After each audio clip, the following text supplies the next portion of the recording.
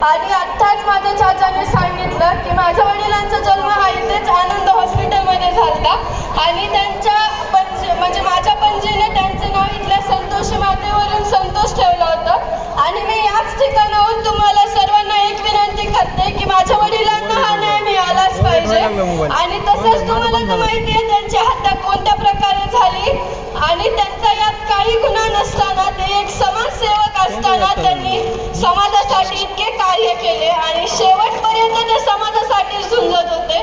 त्या दिवशी सुद्धा एक दुसऱ्या दलित समाजाच्या व्यक्तीची मदत करत असताना हा प्रसंग त्यांच्यावर आला. ही जी आज वेळ माझ्यावर किंवा माझ्या कुटुंबावर आहे, ही वेळ कोणत्याही दुसऱ्या कुटुंबावर येऊ नये याची मी म्हणजे आपण सर्व याची दक्षता घेऊ. आणि जसे काल आभाळ आलते, हा सूर्य झाकला होता, आज ऊन पडलंय, हा सूर्य आज आपल्याला आणखीन दिसतोय, पण माती आड गेलेले माझे वडील हे मला नंतर कधीच नाही दिसणार.